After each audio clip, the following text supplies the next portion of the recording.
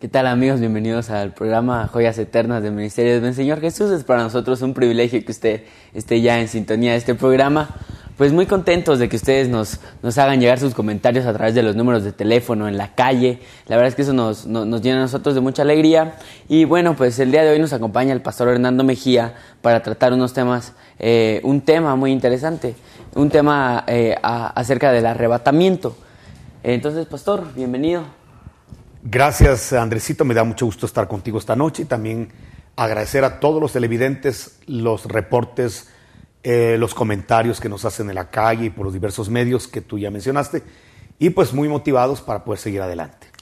Amén, pastor. Para iniciar con el tema vamos a hablar un poco sobre el primer arrebatado en la Biblia. Eso está en el Antiguo Testamento. Estamos hablando de Enoc. Enoc fue arrebatado, pero para eso está el pastor, ¿verdad? Que él nos cuente más acerca de esto. Bueno, quizá comencemos por las personas que no manejan el tema del arrebatamiento. Cuando hablamos del arrebatamiento, estamos hablando del momento crucial que la iglesia está esperando. De hecho, es la esperanza de todo cristiano. En un cristiano tiene que prevalecer la fe, la esperanza y el amor, siendo el mayor de las tres el amor. Pero cuando hablamos de fe, es creerle a Dios lo que su palabra marca y lo que son sus atributos, lo que es capaz de hacer Dios en mi vida. Cuando hablamos del amor, pues obviamente habla de la convivencia que debemos tener como hermanos y el amor que le tenemos al Señor. Y cuando hablamos de la esperanza de la iglesia es el retorno, que la promesa que el Dios se cumpla. La promesa de Él es que Él va a regresar, de que Él va a volver. Pero cuando el Señor regrese, según la palabra de 1 Tesalonicenses capítulo 4, Él no va a posar sus pies en la tierra en primer plano, sino que del cielo baja a los cielos. Y desde los cielos llama a la iglesia fiel para que sin ver muerte, los que estén vivos puedan ser arrebatados a donde Él esté, en las esferas celestes, y los muertos en Cristo puedan resucitar y también tener esa reunión con el Señor en los aires. A ese acontecimiento es que se llama el arrebatamiento. ¿Cuándo va a suceder el arrebatamiento? Sucede días antes de la gran tribulación. Antes de que comience la tribulación, la iglesia tendrá que ser transformada y va a tener que ser arrebatada a los aires. Quizá la pregunta sería ¿quiénes van a ser arrebatados? Porque pues existen varias teorías acerca de quiénes van a ser arrebatados. En primer término, me gustaría mucho poder compartir que van a ser arrebatados, según la Escritura, los muertos en Cristo, no los muertos con Cristo. Hay que diferenciar estas dos cosas. Porque cuando no sabemos diferenciar las preposiciones, entonces si son los muertos con Cristo, entonces todos los cristianos van a ser arrebatados. Ahora, si son los muertos en Cristo, ya es diferente. Porque no es lo mismo que yo tenga a Cristo y otra cosa que yo esté en Cristo. Son dos cosas totalmente diferentes. Y la Biblia dice que son los muertos en Cristo los que resucitan y los vivos en Cristo los que van a ser arrebatados. Entonces, ¿quién va a ser arrebatado? Primero, quizá, antes de definir esto, es importante quizá decir que en la Biblia existen los regalos y existen los premios. El regalo es lo que te dan sin que tú tengas que poner nada, porque no tiene un costo para ti. Otro lo pagó por ti. Cuando hablamos de la salvación es un regalo que Dios nos da. Esa es la salvación, un regalo. Pero cuando hablamos del arrebatamiento, el arrebatamiento no es salvación. El arrebatamiento es un galardón, es un premio. ¿Por qué? Porque después del arrebatamiento viene el tiempo de la gran tribulación. Cuando hablamos del tiempo de la gran tribulación, hablamos del tiempo en el cual se va a desatar sobre la tierra la ira de Dios por todas las injusticias que se han vivido y la rebeldía del hombre en contra de Dios.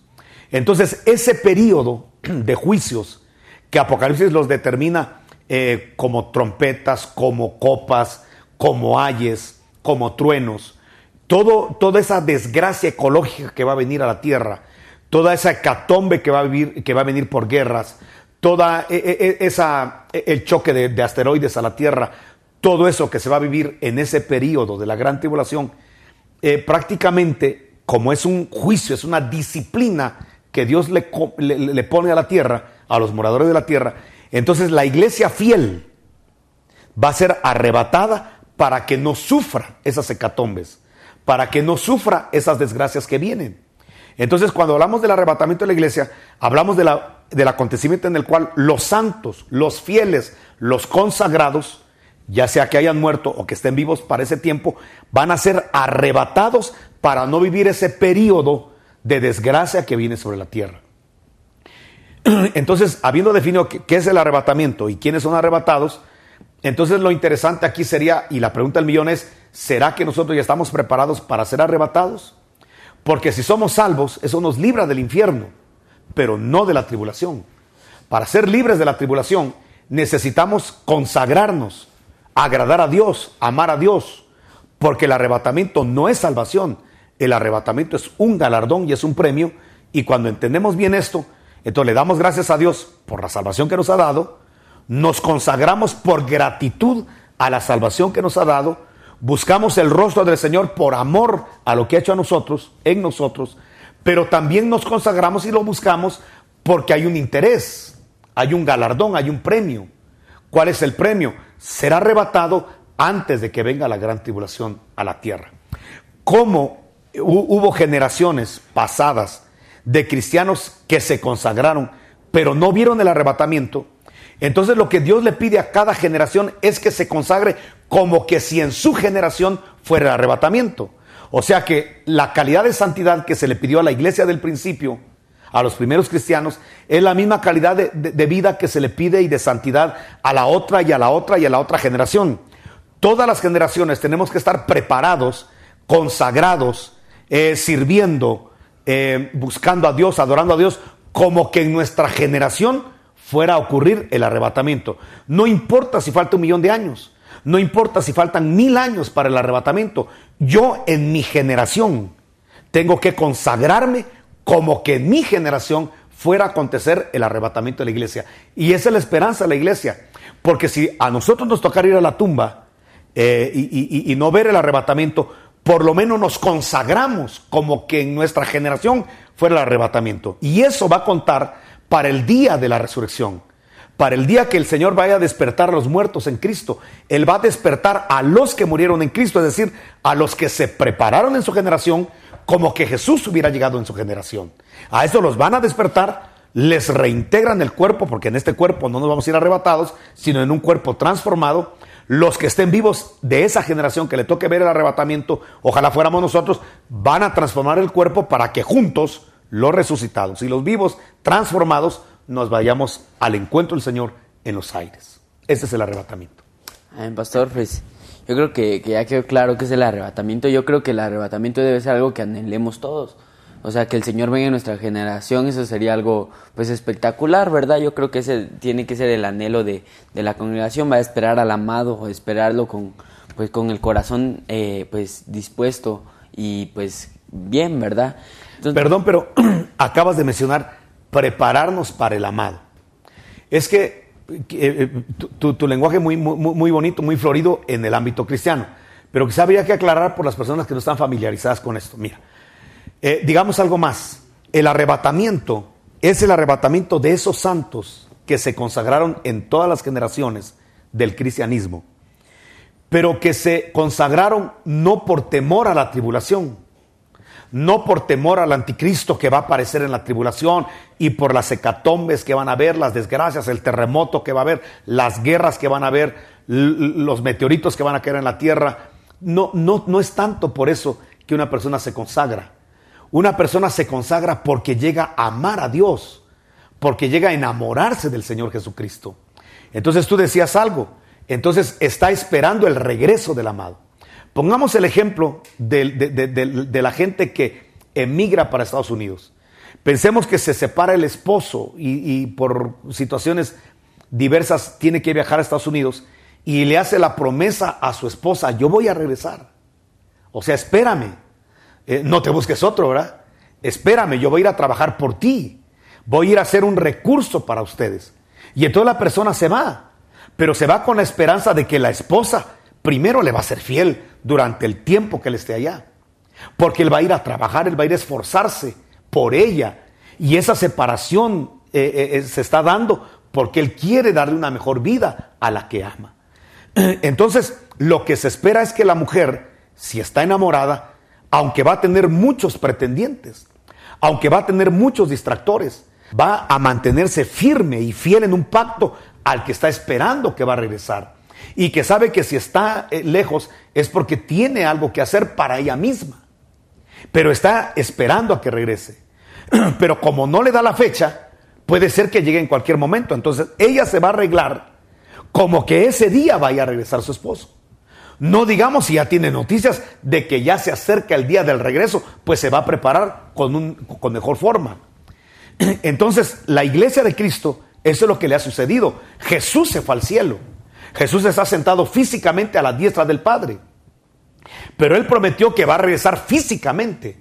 Los ángeles le dijeron a los apóstoles cuando vieron la ascensión del Señor, este mismo Jesús, así como le viste ir, así de esa manera va a regresar. O sea que estamos esperando el regreso del Señor de la misma manera como se fue, glorioso, vencedor. Entonces cuando Jesús regrese, Él quiere encontrar a una iglesia fiel. Él no quiere encontrar a una iglesia que ya tiene otros amantes. Una iglesia que se ha corrompido, se ha prostituido. Entonces, si la iglesia está esperando que el Señor regrese, y yo entiendo que tengo que consagrarme como que el Señor va a venir en mis días de mi generación, entonces voy a tratar de arreglarme para que cuando Él venga no me encuentre desarreglado. Imagínate aquel que regresa a Estados Unidos y que viene a encontrar a la esposa primero con otro hombre, luego desarreglada, y que le diga, pero yo te amo, te estuve esperando. ¿Cómo que te amo con otro? ¿Cómo que te amo que ni siquiera te arreglaste el cabello para recibirme? Vamos, ni siquiera te bañaste. Así está mucho cristiano hoy en día que dice, Jesús ya viene. Mire los acontecimientos ecológicos, políticos, religiosos, que el ecumenismo, que no sé qué. Mire, Jesús ya viene. Y aunque es cierto que Jesús ya viene y que cada generación que pasa anuncia que Jesucristo viene con más certeza, de todos modos, qué triste que alguien diga, espero que Jesús regrese, pero viviendo una vida inmoral, pero viviendo una vida de estafa, con rencores en el corazón, con odios en el corazón, viviendo una vida libertina, una vida de pecado, pero que diga que está esperando al Señor y que quiere que Jesús regrese. O sea, no tiene congruencia. Lo congruente es que si yo creo que Jesús va a regresar, y debo creer con todo mi corazón que va a regresar en mi generación, y debo esperarlo como que en mi generación va a venir el Señor, y como que no va a haber otra generación, y así tengo que buscarlo, entonces me voy a arreglar para Él. Me voy a arreglar para que cuando Él aparezca en los aires, yo no esté desarreglado. Mucho menos con otro amante, con otro Cristo, con otro evangelio, con otros fundamentos, con otros principios. Sino que me encuentre el Señor con la esperanza. Te estuve esperando, por eso me arreglé. Por eso te guardé fidelidad, porque te estoy esperando. Entonces la consagración y la santificación va a tener un premio. ¿Cuál va a ser el premio? El arrebatamiento. No así el que dice que ama a Dios, que persevera quizá en una iglesia, que hasta le sirve, pero no le agrada. Porque el evangelio no es de perseverar en una iglesia solamente, no es de servirle en una iglesia solamente. El evangelio es de agradar a Dios donde quiera que estés. Y estar esperanzado de que de repente esta noche puede venir, de repente esta tarde puede venir, esta mañana puede venir. Entonces despertar con esa expectativa. Y entonces todas las mañanas me voy a arreglar para que el Señor regrese. Claro, no estoy hablando de lo físico, estoy hablando del corazón. Voy a arreglar mi corazón. Por eso es que la gente no debe vivir un día, 2 días con rencor, con resentimiento. No debe permitirlo, porque el Señor puede venir. Y no puede vivir jugando con la tentación o el pecado. ¿Por qué? Porque Jesús puede venir. Entonces el creyente debe estar pensando que Jesús puede venir para su generación en sus días y de esa manera consagrarse, sabiendo que el arrebatamiento no es gratuito. El arrebatamiento es un galardón. ¿Dónde me baso? Es muy clara la escritura en Apocalipsis capítulo 3, versículo 10, cuando dice que por cuanto guardaste la palabra de mi paciencia. O sea que hay que guardar la palabra. El que me ama, mi palabra guardará. El que está enamorado del Señor va a guardar los fundamentos de la palabra. Entonces dice la escritura, por cuanto guardaste la palabra de mi paciencia o perseverancia, dice otra versión, yo también me comprometo a guardarte de la hora de la prueba que viene sobre el mundo y sobre los moradores de la tierra para probar a la tierra. Es decir, que si tú apruebas hoy, ya no te van a probar otra vez. Lo lindo de esto es saber que la tribulación es una prueba, es un examen. Vamos a decirlo así, es una retrasada para el que se quedó rezagado. Pero para el que ya probó, no lo van a probar otra vez. Dios no prueba 2 veces a una persona en el mismo curso. Si ya probaste, no tienen por qué probarte. Entonces, gracias a Dios, hay mucha gente que se está consagrando. Lamentablemente mucha gente no lo está haciendo porque no tiene la esperanza de la venida del Señor. Amén, pastor. Usted hablaba de consagrarse todos los días y yo creo que eso es algo muy importante, porque muchas personas piensan que no, yo voy a esperar más otro rato para buscar la santidad y todo eso, pero recordemos que nadie va a venir y nos va a decir hoy va a venir en una semana, viene tal fecha. Eso es imposible. La misma palabra de Dios lo dice, que nadie conocerá esa fecha. O sea, va a ser que algo... Él viene como ladrón, dice. Exacto, va a ser algo en secreto. Entonces nosotros no podemos estar aplazando esto de no, lo dejo para mañana, tal vez en este momento no, porque eso no es lo que Dios quiere. Dios quiere que tú tomes esa decisión y digas, no, ahora sí voy a vivir en santidad, voy a agradar a Dios, porque no podemos estar tratando de pensar que falta mucho para eso. Tenemos que, como usted dice, va a pensar de que puede ser hoy, de que puede ser mañana. Entonces no guardar rencor, no guardar pecado, vivir en santidad, que yo pienso que eso es lo más importante cuando uno habla del arrebatamiento, ¿verdad? Porque yo creo que lo más importante es de que el anhelo más importante de nuestro corazón debe ser ese, que nosotros ascendamos al cielo, ¿verdad? Porque yo creo que el deseo de un enamorado es estar con el amado, y eso es el arrebatamiento, ¿verdad? Que él viene por su esposa, por los que en serio le aman. ¿Por qué hay mucha inmoralidad en muchas esferas cristianas? Porque se perdió la esperanza de la venida del Señor. Porque muchos púlpitos creyeron que era perder el tiempo hablar de la venida del Señor, y creyeron que como era un tema futurista y no del presente, pensaron que no era necesario que la iglesia estuviera bien informada y documentada acerca de la venida del Señor. Entonces se pierde la esperanza, y si se pierde la esperanza, se pierde la santidad de la iglesia. ¿Qué mantiene el interés de la iglesia de vivir en santidad, de vivir enamorado del Señor y no perder el primer amor? ¿Qué lo mantiene? La expectativa de que puede venir hoy. Mira, si tú lees Primera de Juan, capítulo 3, dice que nosotros ya somos hijos de Dios, solo que no se ha manifestado todo lo que hemos de ser. Pero que cuando Él se manifieste en su venida, nosotros, dice la Escritura, que también seremos manifestados con Él en gloria. Y dice que todo el que tiene la esperanza puesta en Él, se santifica como Él es santo. Entonces, ¿dónde radica la base de la santificación de la iglesia? En la esperanza de que Él va a manifestarse, en la esperanza de que Él va a regresar. Mira, hablemos por ejemplo del primer arrebatado en la Biblia. El primer arrebatado en la Biblia, que está en el Antiguo Testamento, se llama Enoc. ¿Quién era Enoc? Enoc era un hombre que Dios le dio palabra profética. Eso lo dice Judas en su único capítulo, el libro que está antes de Apocalipsis. Dice que Judas empezó a proclamar en su tiempo a los habitantes de la tierra de ese tiempo: arrepiéntanse porque ya va a venir el Señor. Y va a venir con sus miriadas de ángeles para ejecutar un juicio y venganza sobre los impíos de la tierra. La verdad que la gente se reía de Enoc. Antes de reírse de Noé, se rieron de Enoc. Decían, ese está loco. ¿Cómo que Dios va a venir y va a ejecutar un juicio sobre la tierra si Dios es amor? Si Dios no, ¿cómo va a enjuiciar si Dios no castiga? Entonces, la gente no le creyó al mensaje de Enoc. Pero ¿qué sucedió? Después de Enoc viene Matusalén y luego viene Noé, y cae el juicio que había decretado y profetizado Enoc. Entonces, Enoc es una figura de la iglesia que anuncia que va a venir la gran tribulación, pero que no la va a sufrir. Es como Enoc, que anunciaba los juicios del diluvio, pero él no estuvo presente ni vivo en el diluvio, porque lo arrebataron antes de que viniera el diluvio. Antes del juicio universal que hubo sobre la tierra, Dios arrebató sin ver muerte a Enoc. Entonces lo que el Señor nos está diciendo en la Escritura proféticamente es de que antes de que venga la gran tribulación, el Señor sacará a los que son como Enoc. Ahora, ¿quién es Enoc? Enoc estaba casado, sí.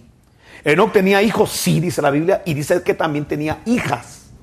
La gran pregunta del millón es: ¿por qué no se fue la esposa de Enoc con él? ¿Por qué no se fueron los hijos de Enoc con él? ¿Por qué Matusalén, que era hijo de Enoc, por qué no se fue con él? ¿Por qué las hijas de Enoc no se fueron con él, sino que se fue solo? Lo que la Biblia nos está diciendo aquí es que el arrebatamiento es algo no familiar. Esto no es algo colectivo. Como mi mamá está consagrada, como dicen algunos, yo aunque sea del pantalón me le voy a colgar para que me vaya con... Eso no es así. O te vas por tu propia consagración y tus propios méritos, o definitivamente, como la familia de Enoc, te quedas a la gran tribulación del diluvio. Lo impresionante es que mucha familia de Enoc sufrió el diluvio de Noé. Entre ellos Matusalem. Si tú haces cuentas matemáticas, Matusalem estaba vivo en el tiempo en que fue el diluvio. Pero lo más terrible es que Matusalem no entró al arca. Matusalem murió en el diluvio. Entonces, aquí te asombras porque dices, entonces, no basta con ser hijo de un pastor, con hijo de una mujer o un hombre consagrado. No basta con ser amigo de una persona que está buscando a Dios.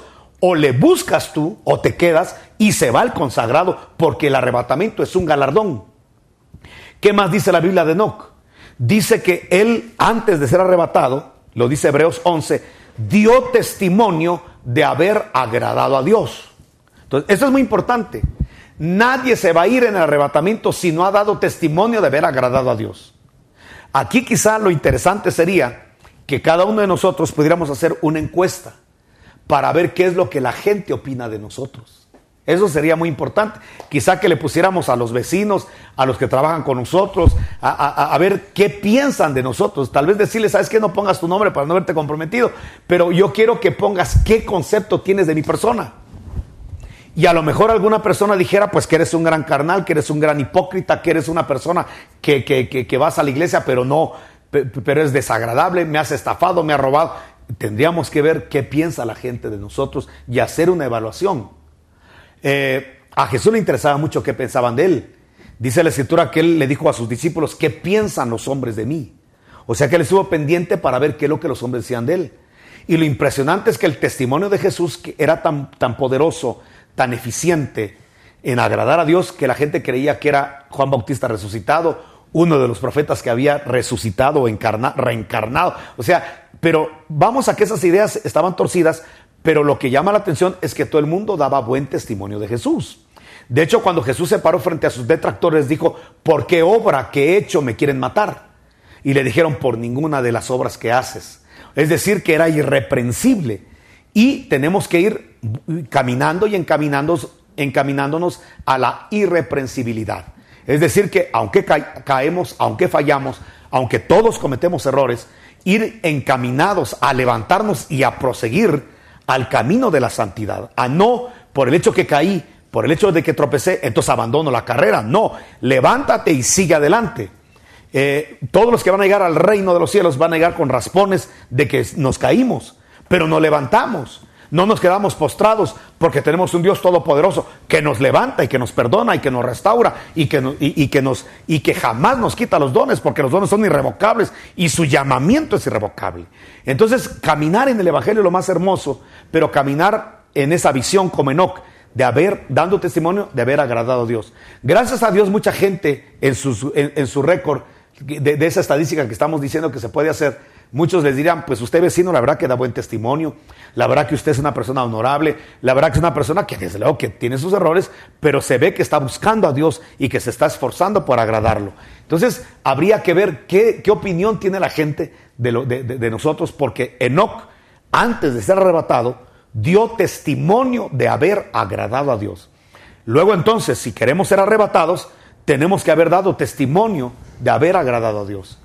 Enoc, que es el primer arrebatado, hay algo muy importante en él. Enoc significa discípulo. Y entonces un discípulo es aquel que tiene un maestro, un preceptor, y se deja enseñar y se sujeta a esa enseñanza. Entonces, invitar a todas las ovejas lindas a sujetarse a las instrucciones bíblicas de los pastores, de los ministros del Espíritu, para un día ser premiados por esa obediencia, ser premiados por guardar la palabra de la paciencia, ser premiados por negarnos al pecado, por rechazar las ofertas del diablo y del mundo y permanecer firmes en la fe del Señor Jesucristo. Sé fiel hasta la muerte y yo te daré la corona de la vida. Entonces, como el tiempo se nos ha agotado, solamente decir que todos los cristianos tenemos que consagrarnos en nuestra generación como que el Señor fuera a venir en nuestra generación. Trabajar evangelizando, trabajar discipulando, trabajar sirviéndole al Señor como que ya son los últimos días y que tenemos que trabajar en la salvación, en la recuperación de los hombres que se han perdido, de las ovejas perdidas, y regresarlas otra vez al rebaño, siendo nosotros mismos los primeros convencidos de que el Señor Jesús puede venir. Amén, pastor. Yo creo que el tema ha estado muy interesante, también ha estado muy claro. Yo creo que ya quedó en claro qué es el arrebatamiento, y yo creo que lo más importante de resaltar es de que quienes van a ser arrebatados, las personas que estén en Cristo. Entonces nosotros vivamos una vida en santidad. Y así, amigos, ha terminado este programa, esperando que haya sido de mucha bendición y edificación para su vida y la vida de su familia. Pues gracias por estar día con día en sintonía de este programa. La verdad es que eso a nosotros nos llena de felicidad, y pues así quedamos terminados. Adiós.